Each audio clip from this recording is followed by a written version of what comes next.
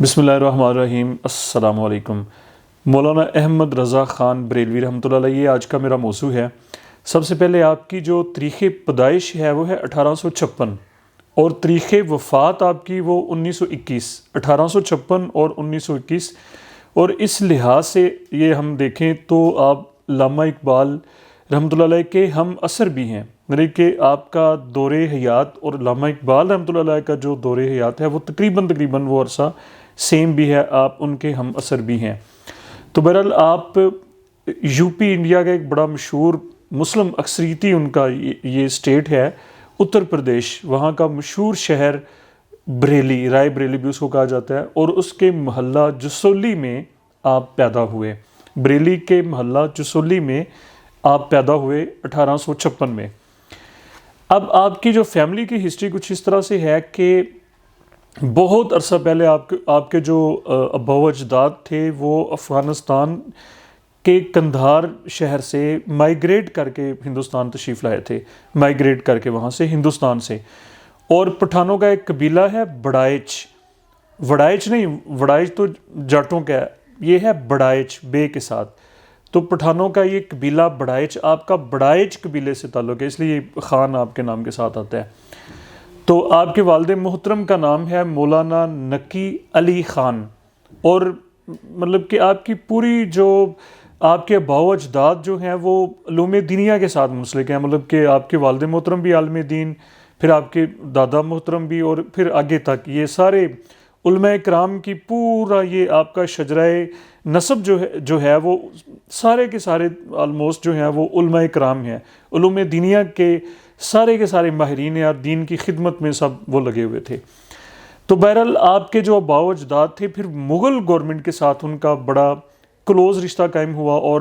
مختلف عہدوں کے اوپر، حکومتی عہدوں کے اوپر، یہاں پر میں آپ لوگوں کو بتا دوں کہ حکومتی عہدوں کے اوپر آپ کے آباء و اجداد فائز رہے۔ جب افغانستان سے آئے، قندھار سے آئے، اور پھر مغل گورنمنٹ کے ساتھ ان کا بڑا ایک رشتہ بنا، مراسم بنے، اور مختلف عہدوں کے اوپر آپ کے آباء و اجداد نے خدمات سر انجام دی، حکومتی عہدوں کے اوپر، انتظامی عہدوں کے اوپر۔ آپ کے جد اعلیٰ مولانا اعظم خان، یہ ذرا پوائنٹ نوٹ کر لیں کہ آپ کے جد امجد یا جد اعلیٰ مولانا اعظم خان، انہوں نے خیر بات کہہ دیا حکومتی عہدوں کو، یعنی کہ گورنمنٹ کے عہدوں سے علیحدگی اختیار کر لی، اور وہاں سے یعنی کہ لاہور میں بھی آپ کے آباء و اجداد رہے یا مختلف جگہوں پہ، تو وہاں سے پھر ہجرت کر کے بریلی میں قیام پذیر ہوئے، اور پھر بریلی کو مستقل سکونت وہاں پر اختیار کر لی بریلی میں۔ تو مولانا اعظم خان صاحب وہ پہلے شخص ہیں آپ کے آباء و اجداد میں، آپ کے جد اعلیٰ کے، جو کہ بریلی میں تشریف لائے، اور پھر وہاں سے آپ کی جو اولاد ہوئی، اور ان میں مولانا نقی علی خان صاحب جو آپ کے والد محترم ہیں، اور پھر مستقل آپ لوگوں نے بریلی کو ہی اپنی رہائش کی جگہ قرار دیا، اور وہاں پر ہی سارے معاملات آپ کے جو تھے دین اور دنیا کے وہ یہاں سے چلے۔ تو آپ کی جو ابتدائی تعلیم آپ نے اپنے گھر سے، اپنے والد، مطلب کہ آپ کے جو تعلیم کا جو بڑا حصہ ہے، آپ کی ایجوکیشن کا جو بڑا، تعلیم و تربیت کا جو بڑا حصہ، جس طرح سے میں نے پہلے کہا کہ ساری کی ساری فیملی ہی علوم دینیا کے ساتھ منسلک ہے، سارے آپ کے آباء و اجداد جو ہیں وہ علماء کرام ہیں، علماء فضلاء۔ تو آپ کی ایجوکیشن کا بڑا حصہ آپ نے گھر سے حاصل کیا، مطلب کہ آپ کے سب سے پہلے استاد، بلکہ سب سے بڑے استاد مولانا نقی علی خان صاحب، جو کہ آپ کے والد محترم بھی ہیں۔ اس کے بعد 1877 میں آپ نے مشہور صوفی حضرت شاہ مہروی رحمۃ اللہ علیہ سلسلہ قادریہ میں ان کی بیعت حاصل کی، شرف حاصل کیا بیعت کا۔ حضرت شاہ مہروی رحمۃ اللہ علیہ قادری سلسلے کے یہ بزرگ تھے۔ تو بہرحال کہا یہ جاتا ہے کہ 13 اور 14 سال کی جب آپ کی عمر تھی تو آپ نے بھرپور دینی خدمات سر انجام دینا شروع کر دی، 13 اور 14 سال کی، اور شروع سے ہی آپ کی طبیعت جو تھی وہ دین کی طرف مائل تھی، اور اس میں آپ کی اخلاق، آپ کی حرکات و سکنات، آپ کی عادات، وہ ساری دین کی طرف مائل تھی، یعنی کہ گٹی میں دین تھا اصل میں، وہ ساری تربیت کا اور آباء و اجداد کا روحانیت اور وہ فیوز و برکات تو ظاہری بات ہے کہ ان کے اثرات تھے آپ کی شخصیت کے اوپر. یہی وجہ ہے کہ 13 اور 14 سال بچپن سے، اب بچہ ہوتا ہے 13 اور 14 سال کی عمر، تو یہاں سے ہی آپ نے دین کی خدمات کا بیڑا اٹھایا، دین کی خدمات کا آپ نے آغاز کر دیا. اور آپ کے خادمین کہتے ہیں کہ 24 گھنٹوں میں زیادہ سے زیادہ کوئی 2 گھنٹے، زیادہ سے زیادہ 2 گھنٹے آپ آرام فرمایا کرتے تھے، اور باقی کا جو ٹائم ہے وہ پوری یکسوئی کے ساتھ، پوری کنسنٹریشن جس کو کہا جاتا ہے اس کے ساتھ آپ اپنے تصنیفات کے اوپر آپ کا بہت زیادہ فوکس تھا. یعنی کہ تصنیفات کو آپ نے بہت زیادہ وقت آپ دیتے تھے آپ کا، یعنی کہ 20 گھنٹوں سے زیادہ آپ اپنی تصنیفات کے اوپر آپ کی توجہ ہوا کرتی تھی. تو آپ کا جو ایریاز ہیں، یعنی کہ جس میں آپ نے اپنا قلم اٹھایا، جس میں آپ نے سب سے زیادہ جو آپ کی پسندیدہ جو فیلڈ تھے، ایک تو دیکھیں آپ کی جو وجہ شہرت ہے وہ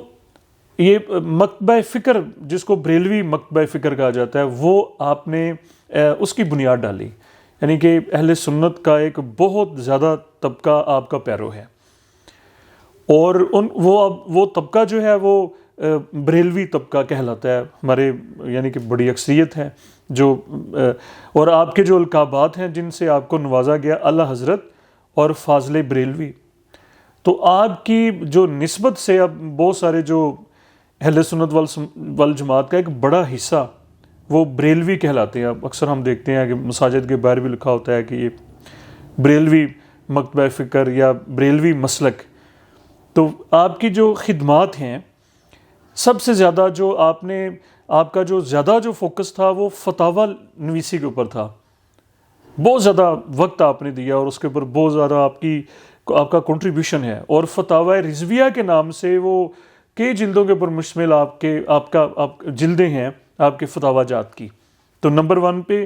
فتاوی نویسی میں آپ نے بہت زیادہ ٹائم دیا اور بہت زیادہ خدمات ہیں آپ کی. اس کے بعد آپ نے یہ جو میتھمیٹکس کے اندر آپ کو ملکہ حاصل تھا اور انٹرسٹ تھا کچھ ریاضی کے علوم کے اوپر، وہاں اس میں بھی آپ نے اپنی خدمات سر انجام دی. اور اس سے بڑھ کے ایک اور فیلڈ نعتیہ شاعری، یہ ایک بڑا، اس میں آپ نے سمجھ لیجیے کہ ہدایق بخشش کے نام سے وہ آپ کا شعری مجموعہ ہے، جس میں حمد بھی ہے، جس میں نعتیہ کلام بھی ہے اور جس میں منقبت بھی ہے. ہدایق بخشش کے نام سے وہ ہمیں ملتا ہے. تو یہ 3 اہم فیلڈ ہے جس میں اعلیٰ حضرت نے اپنی بھرپور خدمات، منفرد خدمات فتاوی نویسی میں، علوم ریاضی میں، کچھ ریاضی کے علوم میں، اور اس سے بھی بڑھ کے جس طرح سے میں نے کہا کہ آپ نے شاعری، اور شاعری کا سارا جو فوکس تھا وہ نعتیہ شاعری کے اوپر، اور ہدایق بخشش کے نام سے آپ کا نعتیہ مجموعہ معرض وجود میں ہے اور اس وقت وہ اویلیبل ہے. اور تصنیفات جس طرح سے میں نے کہا کہ 1000 سے زیادہ کہا جاتا ہے کہ کوئی 1000 سے، دیکھیں کہ جو انسان اپنی روٹین کی زندگی کے 20 گھنٹوں سے بھی زائد ایک کام کے اوپر وہ وقف کر دے، قربان کر دے، تو پھر اس میں کیسی برکت ہوگی، اس میں کیسی اللہ تعالیٰ کی طرف سے مدد ہوگی، نصرت ہوگی کہ 20 گھنٹے جب انسان کسی ایک فیلڈ میں دیتا ہے پوری یکسوئی کے ساتھ، پوری کنسنٹریشن کے ساتھ، تو پھر 1000 سے زائد کتب آپ نے تخلیق فرمائی. 1000 سے زائد کتب کی تعداد ہے جو آپ کی تصنیفات ہیں. اور اس میں بڑے جو اہم آپ کی جو کتابیں ہیں، ایک تو فتاوی رضویہ جو کہ فتوے ہیں آپ کے، مختلف جو مسائل درپیش آتے ہیں ان کے اوپر آپ فتاوی نویسی فرماتے، رہنمائی فرماتے. تو وہ کئی جلدیں ہیں اس کی، آپ کے فتاوی رضویہ کی یہ تصنیفات میں. اور اس کے علاوہ جو آپ نے قرآن شریف کا ترجمہ کیا کنز الایمان کے نام سے، بڑا شورہ یافات ترجمہ قرآن شریف کا کنز الایمان کے نام سے، اور ہدایق بخشش، یہ آپ کا یہ نعتیہ مجموعہ ہے. اور اس کی خوبی یہ ہے کہ اس میں ایک عالمانہ ظاہری بات ہے کہ جب ایک عالم دین جس کو سرکار دو عالم صلی اللہ علیہ وسلم کی سیرت کا نالج ہے، جس کو قرآن شریف کا شان نزول کا پتہ ہے، تفسیر کا پتہ ہے، اسلام کی ہسٹری کا پتہ ہے، تو جب وہ شاعری کے میدان میں اپنا قلم اٹھائے گا تو اس کی جو تخلیق ہوگی وہ قرآن اور حدیث کی عکاس ہوگی، اور یہی سب سے بڑی خوبی ہے اعلی حضرت کے کلام کی، آپ کے نعتیہ کلام کی، یا آپ کی جو حمد ہے اس کی، کہ اس میں ہمیں قرآن وہ اس طرح سے لگتا ہے کہ جیسے قرآن کی تفسیر بیان کی جا رہی ہو، یا سرکار دو عالم صلی اللہ علیہ وآلہ وسلم کی سیرت طیبہ کو اس کو شعری انداز میں پیش کیا جا رہا ہو۔ یہ خوبی ہے، اور وہ بڑی ایک شاہکار ہے آپ کا جو کلام ہے، اور وہ کافی اس کی جو لفاظی ہے، الفاظ جو ہیں وہ بھی بڑے معتبر اور جاندار آپ نے اس میں استعمال فرمایا، اور اس کو سمجھنے کے لیے اور پڑھنے کے لیے ہمیں کافی محنت کی ضرورت ہے۔ ویسے بندہ اللہ حضرت کی شاعری کو نہیں سمجھ سکتا، یعنی کہ ظاہری بات ہے کہ اللہ تعالیٰ کے ساتھ ان کا رابطہ، ان کی خدمات، ان کی ذاتی خدمات، ایک تو ان کو جو فیوز و برکات اپنے آباء و اجداد کی طرف سے حاصل ہوئے وہ بھی ساتھ ہیں، اور پھر ان کی اپنی ذاتی محنت، شخصی محنت، وہ اللہ تعالیٰ کے ہاں قبول ہوتی ہے، کہ آپ نے روزانہ ڈیلی روٹین کے جو 20-22 گھنٹے، صرف جو انسان 2 گھنٹے آرام کرے، اپنے آرام کو قربان کر دے، اپنی نیند کو، اپنے معمولات کو دین کے اوپر، تو پھر وہ قبولیت ضرور ہوتی ہے۔ اور یہی ہوا کہ آپ نے تصنیفات میں بے شمار خدمات سر انجام دیں، فتاویٰ نویسی میں، شعری میدان میں، اور سب سے بڑھ کے کہ آپ کو پھر اللہ تعالیٰ نے قبولیت عام عطا فرمائی۔ یہ سب سے مین بات ہوتی ہے کہ مسلمانوں کا ہندوستان میں ایک بہت بڑا حصہ آپ کا پیرو ہے، جنہوں نے آپ سے رہنمائی لی، جو آپ کی جو تحقیق ہے، جو آپ کی ریسرچ ہے، وہ ان کے اوپر وہ بیس کرتے ہیں، اس کے مطابق وہ آج اپنی زندگی گزار رہے ہیں، اپنے دینی معاملات کو سر انجام دے۔ یہ اس سے بڑی قبولیت اور کیا ہو سکتی ہے کہ بہت بڑا مسلمانوں کا طبقہ، جن کی تعداد کروڑوں میں ہے، پاکستان میں، انڈیا میں، دیگر ممالک، پوری دنیا میں پھیلے ہوئے لوگ جو ہیں، بریلوی مکتبہ فکر کے جو لوگ ہیں، بریلوی مسلک کے جو لوگ ہیں، یہ آپ کی وجہ شہرت ہے کہ ایک مسلک باہر سے وجود میں آیا جو آپ کو فالو کرتے ہیں، جو آپ کی ریسرچ کو فالو کرتے ہیں، جو آپ کے فتاویٰ جات کو، آپ کی تصنیفات کو فالو کرتے ہیں۔ تو یہ آپ کی خدمات ہیں۔ تو آخر میں مجھے اپنی دعاؤں میں یاد رکھیں۔ بہت شکریہ۔ السلام علیکم۔